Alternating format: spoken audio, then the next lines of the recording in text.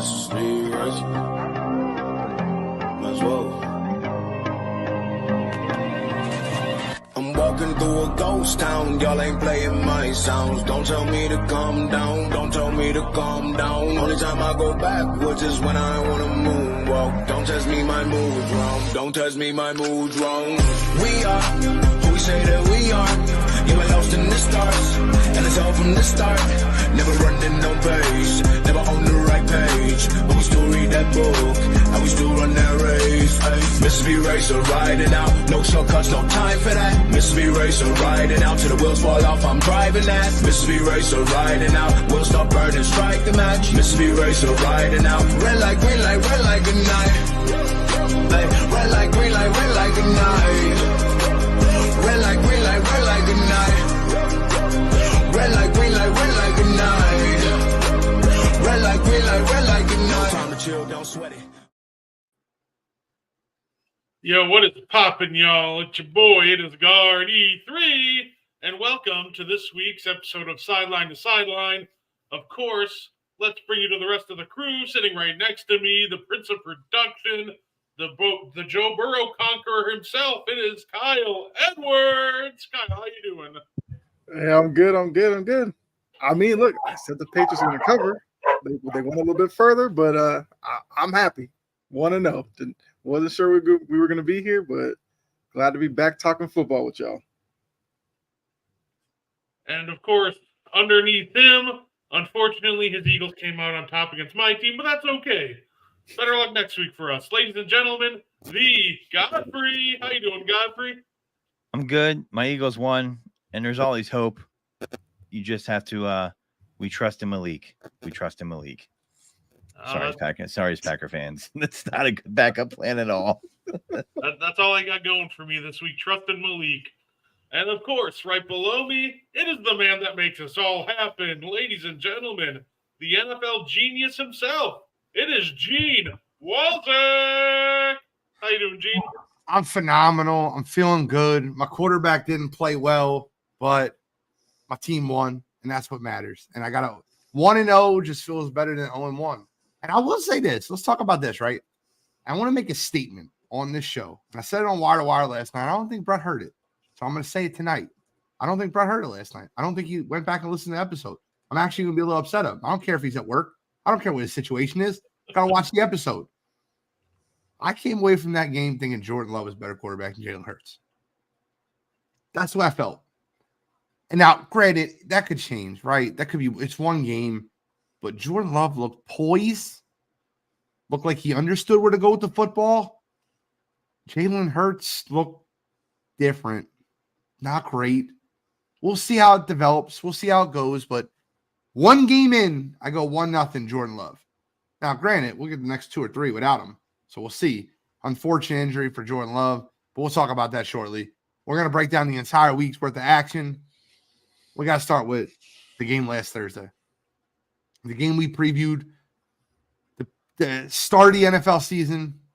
Could you ask for a better start, Kyle? No, I thought it was a compelling game, even though as the resident Ravens hater. Oh, you are a Ravens hater, bro. You are a Ravens hater. I'm not, though. Yes, you are, bro. I'm just the guy who keeps them grounded because they kind of go off the deep end with some of their fandom. But look, it came down to a toenail on the back line. Like it was great theater. I assumed, Kansas City was going to come out, pretty hyped up with their, banner and all that kind of stuff and all the festivities. We talked about it last week. Like we thought it was a game that Baltimore needed to have for their mentality. If they want to make that next leap, beating a team like Kansas City in Kansas City is something you need to do. They tried. The game plan was a little iffy for me. I thought they should have run the ball with Derrick Henry a little bit more, but, it is what it is. They're going to keep doing their thing, and, Lamar is their star. I mean, Isaiah Likely had a good game. Like, you got to give him his props, but I feel like Derrick Henry should have been used a lot more. Well, the first question I have asked after the game, has the torch been passed from Mark Andrews to Isaiah Likely? Godfrey, do you think that Isaiah Likely is now the tight end 1 over in Baltimore? No. Okay. I mean, he's talented. People have been saying that for years. He's a good player. Fantasy wise, if you want to trade Mark Andrews 10 pennies on the dollar for me, I'll take him. Please come help. I'm going to do that because at the end of the day, no, he didn't pass torch. He played left tackle a lot. Both teams shut down their big time tight ends. And that's just the way they had to game plan. And that's just going to happen sometimes. And he was taken out of the game. And, Lamar made a couple great throws, to Isaiah Likely. Isaiah Likely made an amazing move. But I don't see that. I see Mark Andrews will, take his throne back. It's panic time because it's week 1. But, I'm not in any amateur leagues where people will cut a Mark Andrews, but I'm pretty sure there's some people out there and pick him up swiftly because they're going to regret that mistake. But no, he had to play tackle essentially at certain packages and line up that way. That's because the pass rush was coming after Lamar Jackson. So no mantle's being passed right now. No. Okay. I thought it was a great first game of the season. I thought it was incredible to watch. 2-star quarterbacks and Patrick Mahomes, Lamar Jackson spin the ball around the yard. I think that, Lamar did a little bit more with his legs than I'd like to see. I wanted to see more of King Henry. I wanted to see more of passes. Isaiah Likely had a very good game. He obviously tried getting it was very obvious that they tried getting the ball to oh my Lord, Zay Flowers. But I'll say this, Steve Spagnuolo and that Andy Reid overall team is super prepared defensively, and they look like they haven't missed a beat at all. Obviously, it's week 1. They were a little bit, obviously everyone's a little bit rusty, but that Chiefs defense after the first touchdown drive locked down for the good part of that game. I got to give credit where credit's due. Baltimore battled back. They look good. I think both teams look good. I think it's very evident that these are 2 of the top 5 teams in football. Roquan Smith, Kyle Hamilton on the defensive side were all over the field for Baltimore. Loved every bit of it. For the Chiefs, Rashee Rice and Xavier Worthy, which, by the way, Cam, did you guys see the comment from Cam Taylor-Britt? I don't understand how you lose to the Patriots at home. You're 0-1, and you go in the media and go, he's just fast. He ain't nothing special. Why are you doing that? Why? I just don't get it. But I kind of wanted your take on the game, Brett. What did you think of the Thursday night action to open the season? I thought you couldn't have asked for a much better opener, honestly. We got all the stars were out. It was a great game all the way down to the end. And unfortunately, it was for the Ravens fans, it was decided when Likely just had his toenail right on the line. So overall, it was a great game. My concern with the Ravens going forward is still, it was before the season, and now I just have even more questions about Derrick Henry's fit in the zone run offense. I don't think that's his game at all. So I think it'll be interesting to see how they balance Derrick Henry's strengths along with Lamar Jackson. So it'll be interesting to see how they do that going forward. I honestly, just personal opinion, I honestly think that Derrick Henry is a terrible fit for them. I said that when he got signed there. But speaking of good games that went down to the wire, Friday night, great game, went down to the wire. Brett, we haven't talked since the game, right? I told you, Brett's a gentleman, right? I'm not a gentleman, and I'm a nice guy. Like, Brett's met me in person. We're friends. We're good. But Brett messages us before the game. He goes, good luck, guys. Oh, great game. And like super friendly. And I'm just like, don't do that. We're not friends today. Like, we're not. Don't do it. And we haven't talked since the game. And I give everybody 2 days to cool off. I give everybody 2 days. Brett doesn't seem like he needs it. He's just a great, genuine human being. I need it after an Eagles loss. So I asked this question. Brett, from your perspective, because Eagles fans are going absolutely ballistic of the poor play of Jalen Hurts, 4 turnover-worthy plays. He threw the 2 picks. One of them was one of the worst I've ever seen in my life, where he threw across his body, up 5, in field goal range, when you can easily go up 8, take a real stranglehold in the game. He just throws the ball to Jair Alexander across his body. People are going berserk about the Eagles. How are the Packers handling that game? Where are the Packers fans on this game? What are the comments you're seeing around the Green Bay area? I would love a Packers fan's perspective on Friday Night Football. So I was overall, I was actually very happy with the way that the Packers played. I thought we came out and we competed really well. The biggest concern outside of the Jordan Love injury, just with our play in general, tackling, there were a lot of missed opportunities and just a lot of missed tackles in general.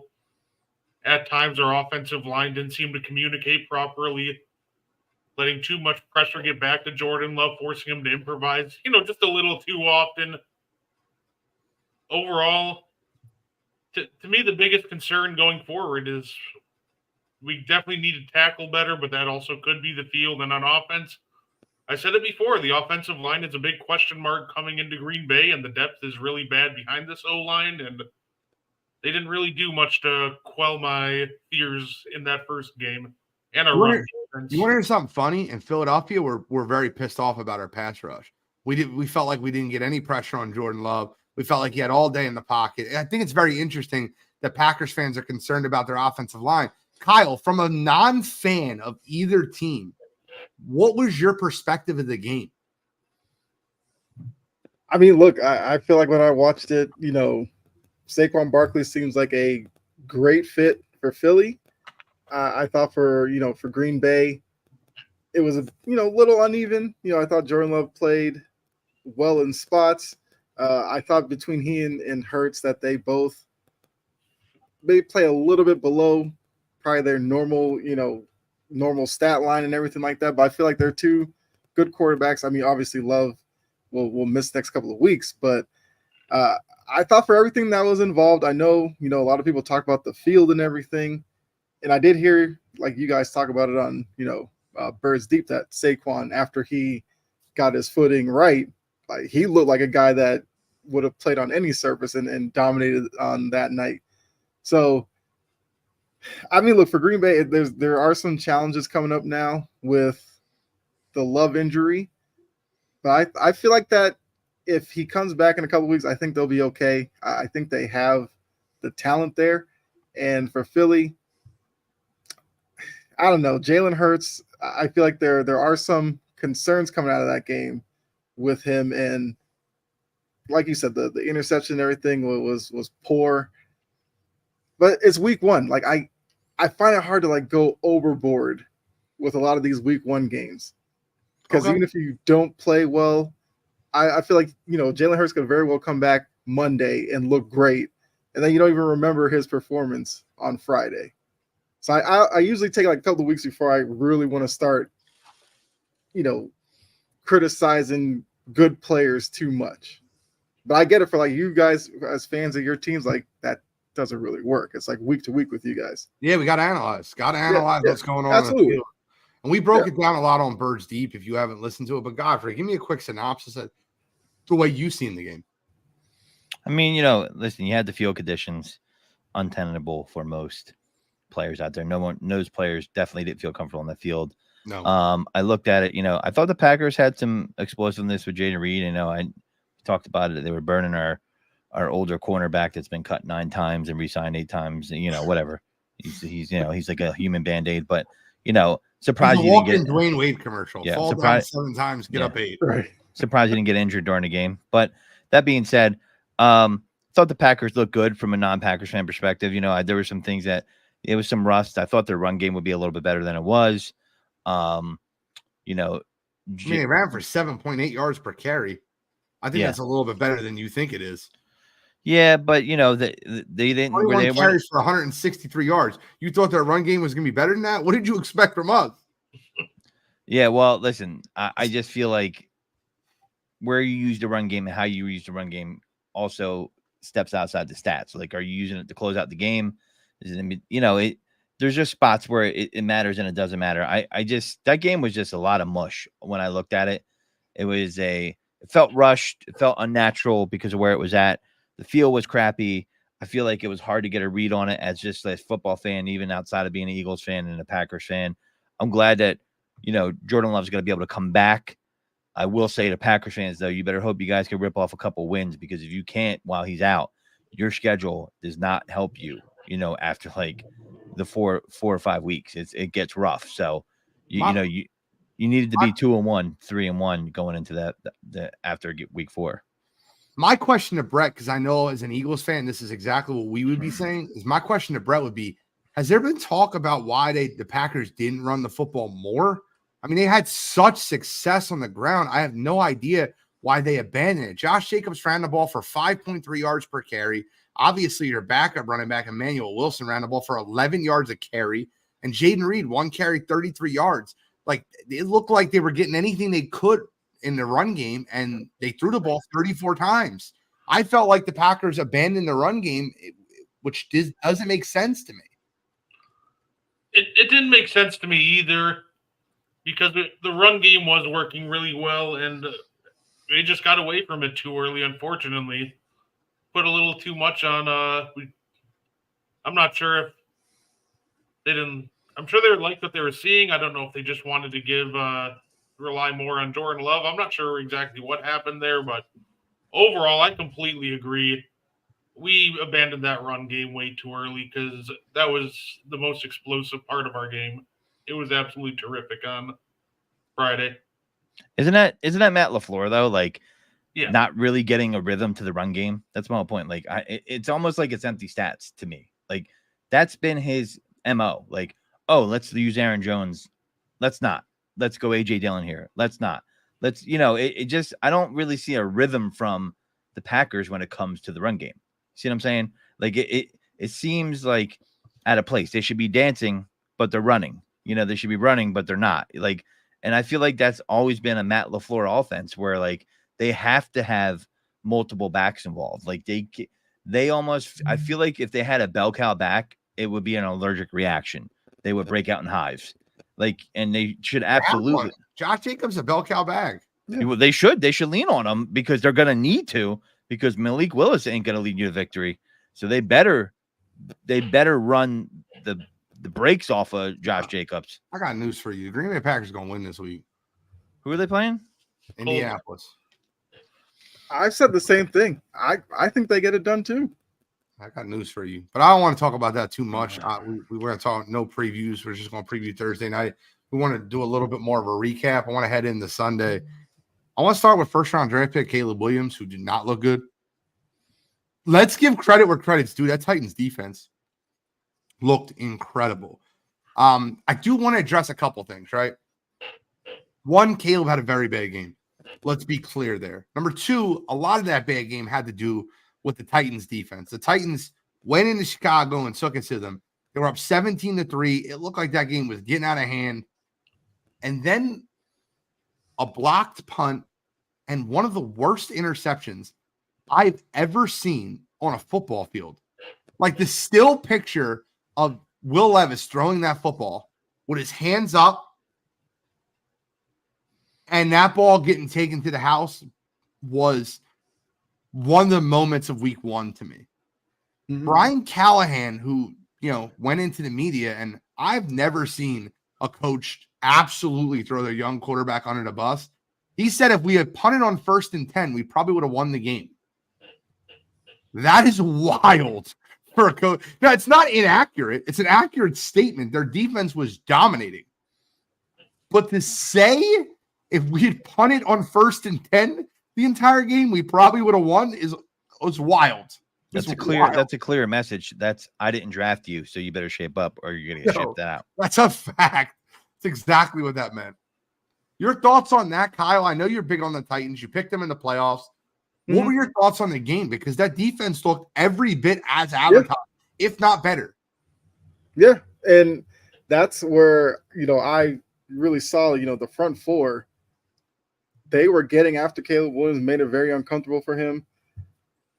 For Will Levis, like that's one of those plays, and I feel like that's kind of where putting it out there. Like, you don't have to do that in that situation.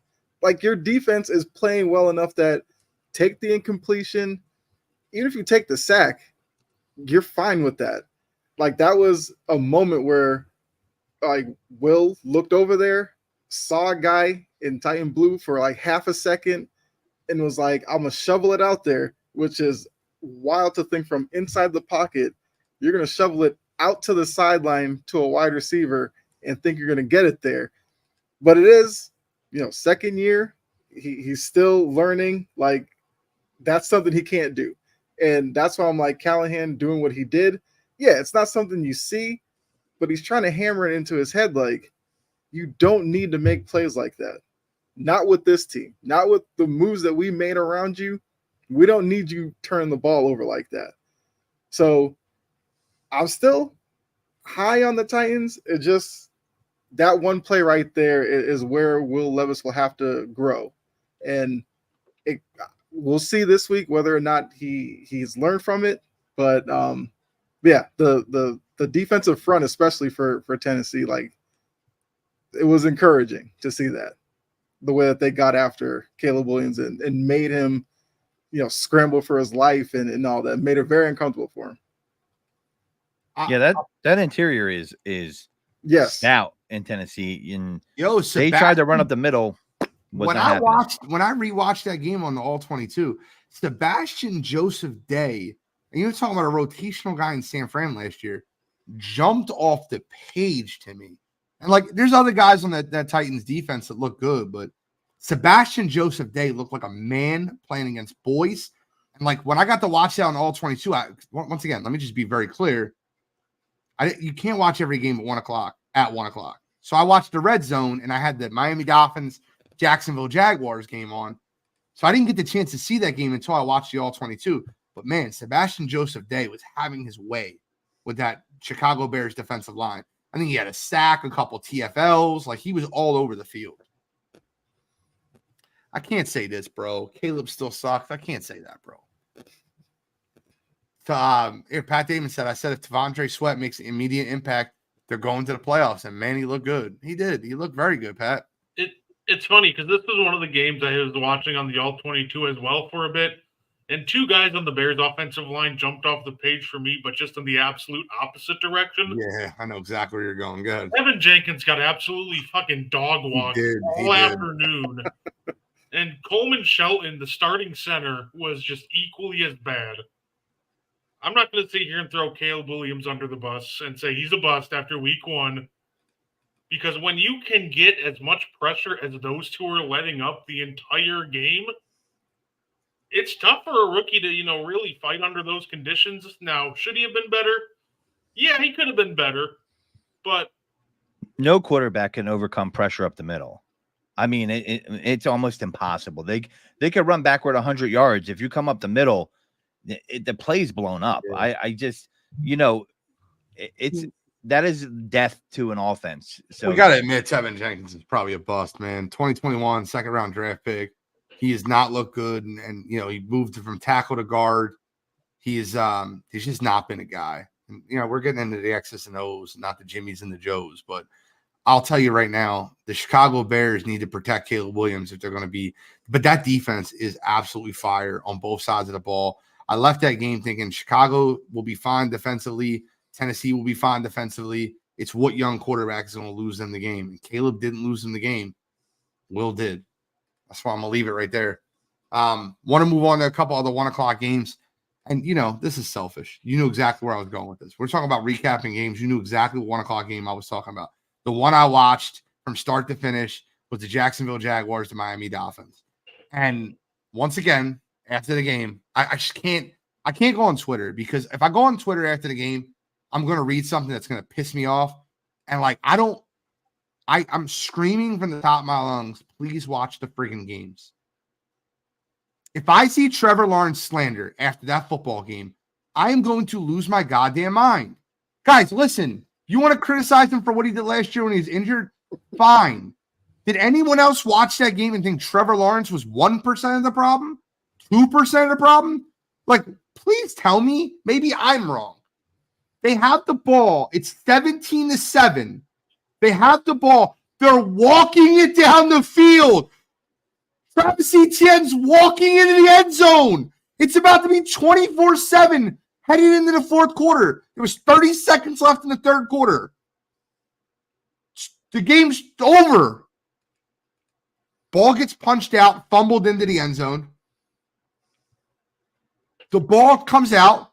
The Miami Dolphins recover it. The next friggin' play, and everybody in the whole world knew what was going to happen next play except Jacksonville. 80 yards to Tyreek Hill. And instead of that game being 24-7, it's 17-14. Now, I have the game script for the Jaguars' next 9 play calls. Run, run, run, punt. Run, run, run, punt. Run, sack, incompletion. And it wasn't incompletion. It was a drop pass by Evan Ingram. I watched that game like a man that had like. Now, here's the one thing I'll argue. Here's the one thing I will say. You get paid $250 million, you should be able to check out of a play. You get paid $250 million, you should be able to be like, this shit ain't working. You're not going to run 3. We're not running this ball 3 times in a row. I'm throwing it. I'm checking out of the play. If you see the defense is pressed at the line, you should be able to check out of the play. But don't tell me that kid didn't play good. Christian Kirk dropped 2 balls, and one was, and I was trolling, and Brett fell right for it in our chat. Literally puts a ball in the bread basket for Christian Kirk, and then Etienne fumbles, and then Kirk drops a ball, and Evan Ingram drops a 20-yard pass that's just right in his hands. Guys, can we just stop? Like, if you don't want to like the kid, that's fine. If you think he's overhyped, that's fine. But can we at least have an honest evaluation of him? Like, he didn't play bad. Well, I mean, I don't think he played bad, but I got to ask, how does Christian Kirk and Evan Ingram combined have 2 catches for the whole game? And this is a Miami defense that has lost people. Now, they have Ramsey, and, you know, they're not completely null and void of effort, but, you know, ETN lost in that game. The play calling was very interesting to me down the stretch. You know, Kirk, 1 catch for 30 yards. Ingram, 1 catch for 5 yards. Like, these are guys that are supposed to be studs. Brian Thomas outperformed, you know, those guys, and Gabe Davis, you know, outperformed, I think, had the most yards out of all the receivers. You know, I don't know. Like, they didn't seem like they had any idea what they were supposed to do once, you know, ETN coughed up that ball. And it shouldn't have been. They pretty much dominated that whole game. I was surprised that after the fumble, and bro, momentum's a crazy thing, and Doug Peterson should know everything about momentum. After the fumble and the 80-yard touchdown, like, you cannot go run. You just can't do it.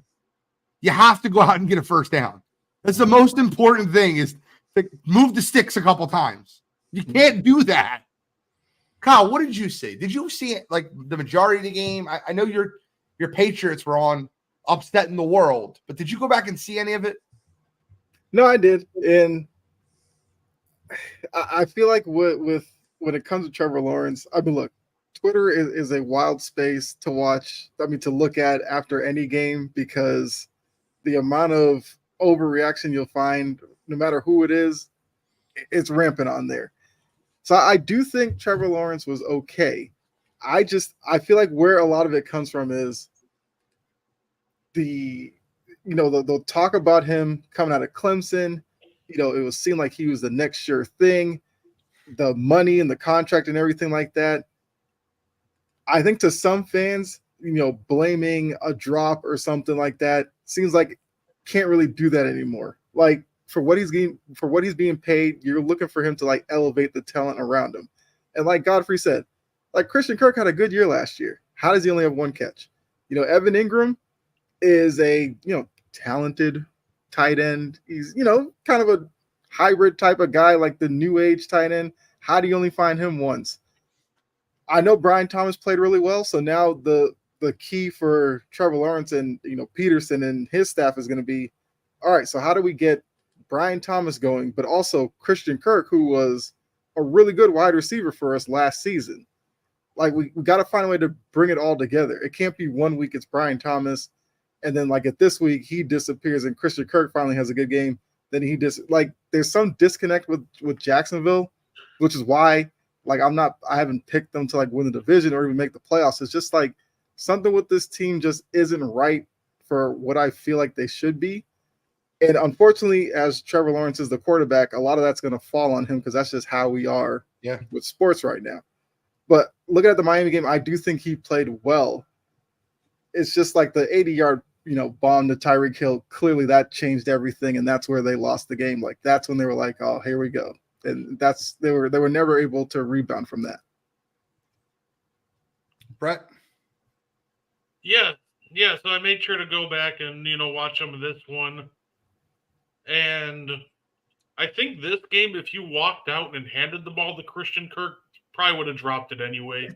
Correct. This man had 4 targets, 1 catch, and 2 drops. Yes, correct.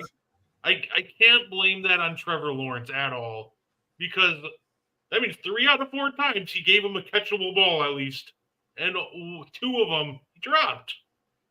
I think Trevor, you can expect Trevor Lawrence to elevate the play of players around him, and that's fair, but he can only do it to such a certain extent. When he's throwing catchable balls and you don't catch them, there's just really nothing he can do there. Overall, I thought Jacksonville's defense played great. And the offense, it's just a little out of sync. I think it needs some fine-tuning, but I think this could be a very dangerous Jacksonville team if they manage to get everybody on the same page offensively. They dominated the last scrimmage with Armstead, Walker, and Allen. So disappointing to see them crash. I agree. Do want to move on. There's a lot of games that happen Sunday. We're going to be as quick as we can through a couple of them, but I got to stop on this one. Bigger upset this weekend. Notre Dame losing to NIU or the Bengals losing at home to the Patriots, because the Patriots went in there and took it to the Bengals. And I gotta say this, right? I think a lot of people are not giving Gerard Mayo his credit, and we're talking about how bad the Bengals were. They went in there and punched them in the mouth. And if anybody wants to talk about the fact that the Bengals tight end had dropped the ball before going into the end zone, that's fine. But you need to remember the Patriots had the ball in Cincinnati territory and kneeled the clock out. They could have easily went down and scored again. They were in field goal range. Let's add 7 points to the Bengals score and tell me the Patriots don't kick the game-winning field goal. I got to give the Patriots all the credit in the world. They went in there. They punched him in the mouth. I don't want to say Joe Burrow looked bad. I don't want to say he looked good. He didn't look either. Jamar Chase looked disinterested, and that was annoying and bothersome. Kyle, the floor is yours, brother. Talk about your Patriots, man. So, yeah, it's been a whole offseason with even Patriot fans really doubting Gerard Mayo and his ability. You just came off all those years with Bill Belichick. It's easy to question him. I feel like when you watch that game, there's only a couple of things you need to know. Ramondre Stevenson had 120 yards. So there were so many questions about the offensive line and what they'd be able to do. That shows a physicality level that, look, Gerard Mayo was a very physical linebacker. That mentality, you see that there. The images from Jabril Peppers on the sideline as the game's winding down and how hyped he was, even the Gatorade bath. Like, this is a team that after 1 week has bought into Gerard Mayo, and I feel like that was key for him, not only establishing like his voice and everything and his handprint on this team, but that's something that, it might not lead to a playoff berth or anything like that. But I came out of that game looking at this team as a team that will look more like an NFL team than they did last year. Last year, there were so many games where they were just a punching bag because they couldn't line up correctly. The O-line looked like they were completely lost against some of these D-lines around this league. And I'm not expecting any of that this year. Now, I do want to see more from the passing game, but I thought Jacoby Brissett just played a smart game. He made the throws that were there, got a couple of first downs with his legs. They went in and did what they had to do. Yeah, I don't think Burrow was terrible. I just feel like the defense didn't give him what he wanted. Joe Burrow would have loved to throw the ball downfield. They weren't going to give him that. They gave him stuff underneath, and then they were sure tackling all day. So that's where, Cincinnati really struggled. And they start slow anyway, so this is kind of par for the Bengals. So, but yeah, I was impressed by Gerard Mayo preparing this team to actually play an NFL game and look like an NFL team. Bravo, New England. And they have a very winnable game this week versus Seattle, their home opener. Definitely could win that game. They could be 2-0, shock the whole world with their 4.5 win totals. Godfrey, I want to ask you a question real quick. NIU, baby. I know. I want to ask you a question real quick, Godfrey. And I asked the entire panel this, but I want to go to Godfrey first. What are your guys' thoughts on PFF ratings? Do you like them, love them, live by them, hate them? I'm mixed on them. I think some gradings I look at and I'm like, how does that make any sense? I think they're kind of a good barometer to get you in the, the realm of what someone may be, but I don't think they're a final factual stat that you can lean on 100%. I mean, there's definitely been rankings where I'm like, what, and I think they're valuable. I think they're entertaining. All right, well, let me ask you a question just for fun. Let's see how good you are. Who do you think had the best QBR on Sunday? Best PFF rating on Sunday? Oh, man. I think I know this too. Only on Sunday. Now, Brock Purdy had the number one for the week. He was number 1. Patrick Mahomes is 3. Aaron Rodgers. Oh, it was, what was it? Baker Mayfield? No? Baker Mayfield was 7. Okay. Baker Mayfield was 6, sorry. Okay, it wasn't Baker. Want to take a shot? Anybody else want to take a shot? Ooh, debating between 2. I'll get Sam Darnold. Sam Darnold is the correct answer. But an 88.1. Sam Steve Young Darnold. Well, that was a joint practice, not a football game, right? Might have been. I'll say this. Bigger surprising beatdown. The Vikings beating down the Giants or the Saints absolutely mauling the Panthers? I come to expect it from the Panthers, though. Like, the Panthers have been a mess for a couple of seasons now. The Sam Darnold part was surprising to me. I thought he could play well. I didn't think it was going to look like that. Well, I mean, when you pick up a Dory Jackson 2 weeks before to be in your secondary and he's starting, you're effed. I mean, Dory Jackson is cooked. I mean, if he's starting your secondary, Sam Darnold can pass on you. You're basically playing an XFL level cornerback. He shouldn't be starting on a team in the NFL.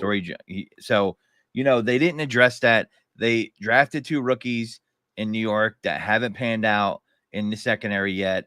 And, it's just kind of more of the same for them. And I got news for Giants. You might get your wish. It's going to be Drew Lock season soon. You can't go more than 2 or 3 games with that. Yes.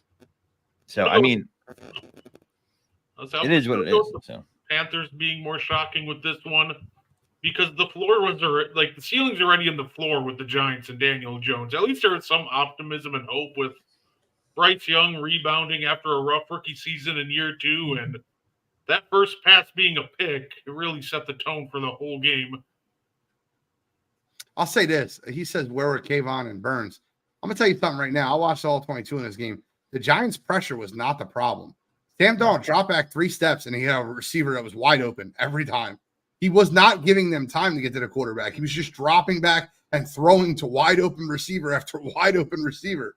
I don't think the pressure for the Giants, there was the touchdown pass. I think it was to Jordan Addison, where there wasn't a player within 5 to 10 yards of him. Was it a sluggo, a slant and go? It looked like that he was just wide open down the sideline. Really bad. But let's move to the 4:00 games because I want to stop on one game right here. The Dallas Cowboys and the Cleveland Browns. And I want to stop here because, guys, I asked Cottrell this last night. He wouldn't admit to it. He said no. Do you think if he could go back and undo the Deshaun trade and keep Baker Mayfield, he should do it? Yeah. I don't think so. Absolutely. I think people are having 2020 vision or, backs. No, man, you can't. Listen, you got to look at where he was at. You would have to pay Baker Mayfield $30 million a year. And I guarantee after this season. Would you rather pay Baker $30 million or Deshaun $40 million? At the time, I'm going with Deshaun. I mean, you can't. No. Based on what you know now, you wouldn't go back and redo that? That's what I'm asking.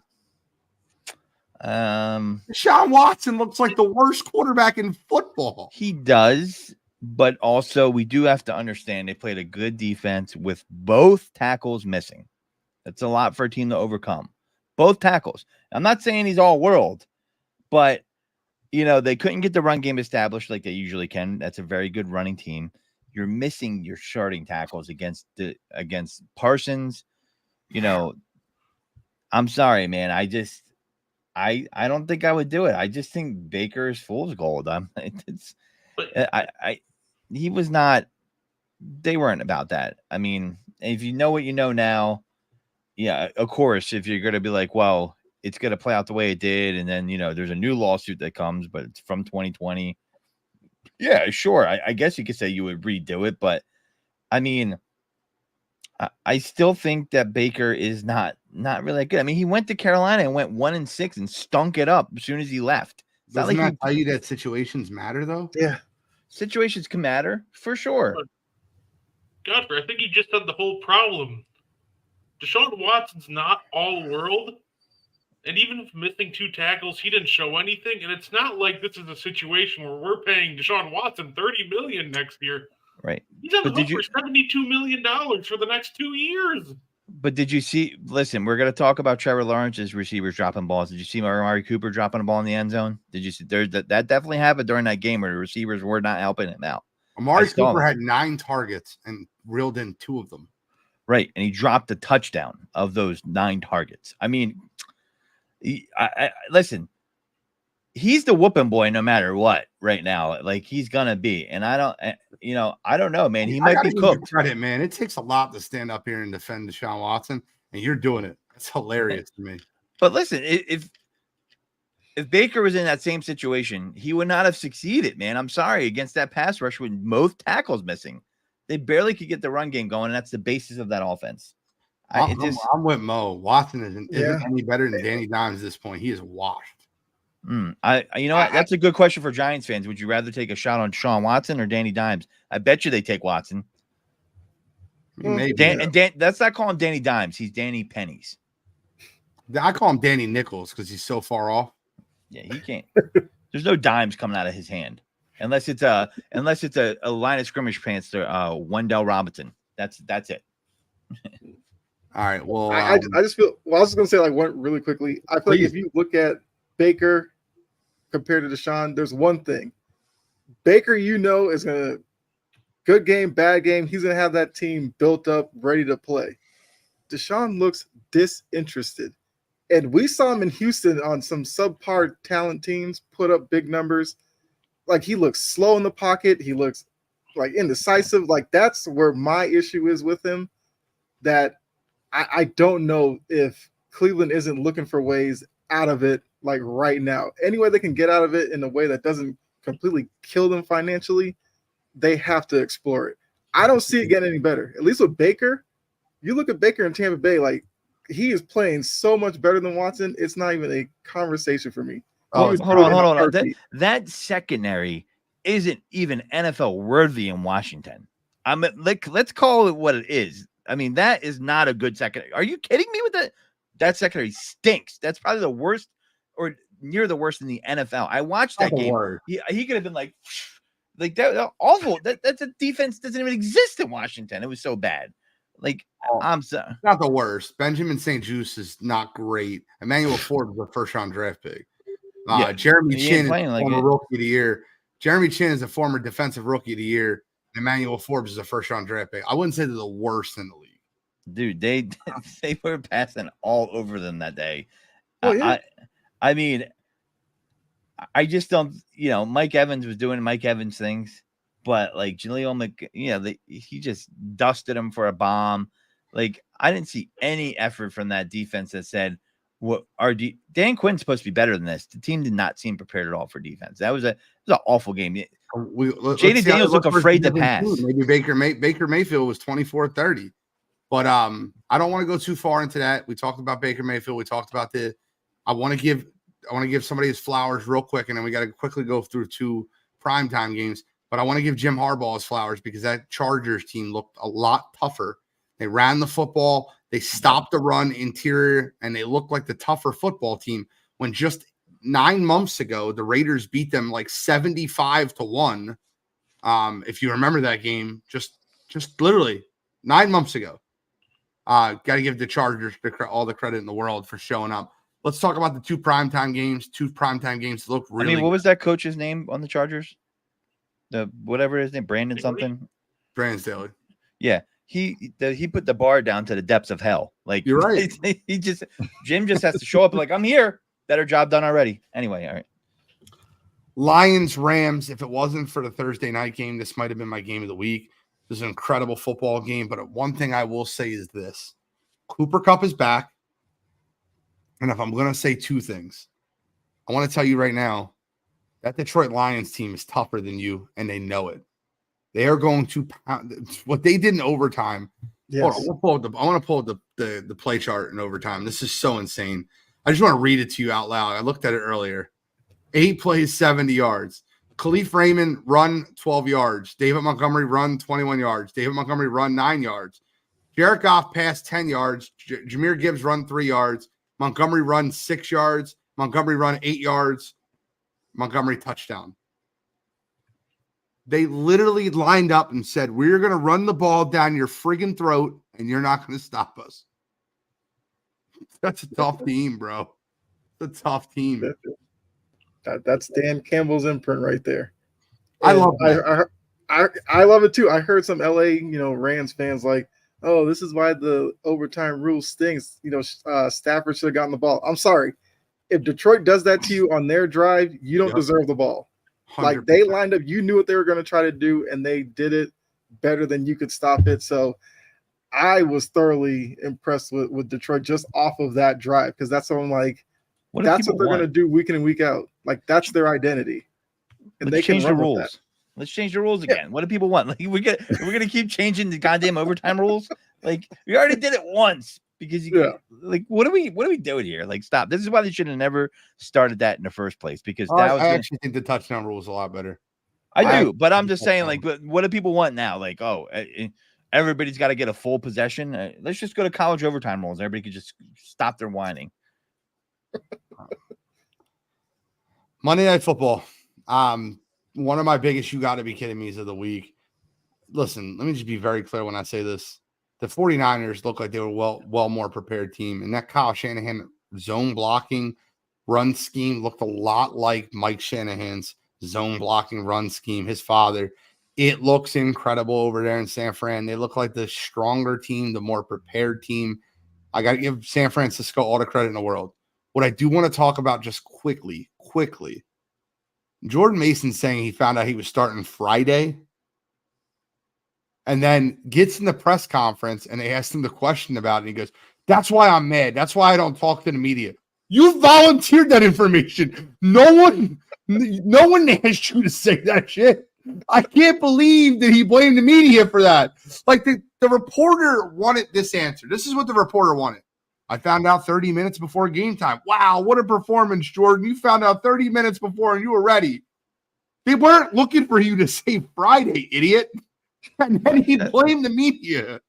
Who did Jordan blame the media? Or? Yeah. Yes. Listen, that reporter did a good job by asking that question. And Kyle Shanahan's a jerk off. I hope they get docked a draft pick. With betting and fantasy football, that is what drives the revenue to this league. That is why people watch games that don't matter. And if you want to act like it doesn't matter, you're a jerk off. And the NFL's partnership with DraftKings and all that, you can't sit there and then Bijan Robinson, thing happens last year, and then I hope they do something to them because they did it on purpose. And that young man said the truth, and they shouldn't even be mad at him for messing up because if you're a good coach, you don't need to do bullshit like that. It was very obvious he got yelled at. It was very obvious he got yelled at. And he should. And that's press conference, and he had the career game, best game of his life, and he got the press conference mad. I'm like, oh god. That's why Kyle Shanahan hasn't won it. He's not a winner yet. That's why, because of that. Because that's BS. You shouldn't get mad at that player because you got caught fudging the system. You should own up as a man and as a leader and say, listen, Jordan, that wasn't you. That was me. That's on me. Be a man, Kyle Shanahan. Be a man. You're still just your daddy's kid until you win a Super Bowl. And that's that. I'm sorry. Like, that is San Francisco is known for this. They have a beat reporter that's a team hired reporter. They don't have real reporters in San Francisco. And if they do, shame on the reporters. I can report from the toilet better than them about that. I'm like, hey, he's got this calf string thing going on. I keep talking about. Is he going to play, Kyle? Is he going to play? And teams have way too much power. The NFL needs to step in. No, you can't kick reporters out if you don't like them anymore. That can't happen, teams. And that has to happen. That was an epic rant, by the way. Epic. Tired of him, man. Like, he does it every year. Don't you guys remember when? I haven't seen a rant like that since Shally on Wire to Wire. Like, what was that, like last season? Don't you guys remember 2 years ago when it was like, oh, Trey Sermon's going to be the starter coming into the season, and then he's like, whoopity-doo, here comes Elijah Mitchell. Not one reporter could have saw that in camp. Not one, right? And they pulled the okie doke on everybody. Like, come on, man. Trey Sermon's barely even in the league now. Come on. Like, it's got to be better. Like, reporters in San Francisco got to be better. The coach, I hope they get Doc the first rounder and they come off the top rope on him because they deserve it. I love it. Brett, Kyle, what would you like to add?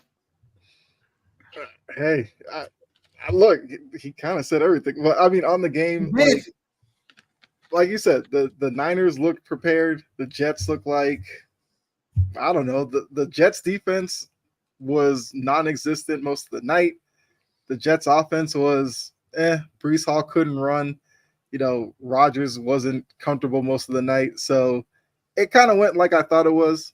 I feel like the Niners are a more complete team than the Jets. The Jets are still, I guess, trying to get used to Aaron Rodgers and what the offense is going to look like. But, you know, if they're not going to be able to run the ball, they're going to have some trouble against some of these teams that they're going to go up against. Well, let's not pretend they were going against Carolina. They were going first one of the best front seven. But they do have Tennessee this week. And we just talked about Tennessee's defense. I'm just saying, could they be in for a repeat of Monday night's performance against another good defensive team? That will not shock me if that game's a lot closer than it should be. The Jets, the same thing. Dude. I've said the same thing. It's week 1, but listen, you watch that offense. The coach who's the head coach is supposed to be a defensive specialist. They did not look prepared. The offense looks like Aaron Rodgers is running it from front to back. Nathaniel Hackett. Like they were running that offense like a preseason game, and like they were trying not to get Aaron hurt. It was just like, all right, let's just go through a walkthrough. Let's run through this offense. It looked like preseason. It looked like it doesn't matter if we move the ball that well. If the Jets lost and it was a competitive game, I have a totally different opinion. But they didn't. It was like Debo was. So how do you get washed like that? They don't have McCaffrey. Doesn't matter. We put Jordan Mason in. Debo gets a lot of those touches now too. He was all over him. Like, I needed to see more from the Jets as an effort, not necessarily a win or a loss in that game. And it's week 1, we'll see. But I definitely think the Jets have to show more preparedness for what they're walking into. And if they go 0-2, and Tennessee, they're playing Tennessee? Yep. And if they go 0-2 in this division, it's going to be an uphill battle. So this is a must-win for them already. Yeah, I hear you. Let's be quick, real quick. We're going to preview the game tonight, but before we do that, just like everyone's 30-second reaction to what happened with Tyreek Hill, got to talk about that.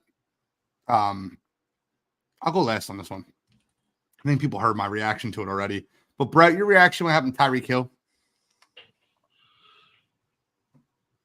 It's just an unfortunate situation all around. It unfortunately just, I know I've seen both sides of people saying that, you know, Tyreek was escalated the situation, but even if you believe that it is a police officer's job, they're supposed to de-escalate a situation like that. So just an unfortunate situation all around, and we just got to be better. Kyle? I mean, yeah, you know, the cops need to be better. And like Brett said, there's a lot of people who, because it's Tyreek Hill, they don't like his personality, have taken shots at him. You know, he even said he probably could have done things a little better, which, you know, it was big of him to say. But it's one of the many reasons why a lot of people don't like the social justice era of sports that we're in. It's because you get moments like this that keep popping up that bring it back to the forefront.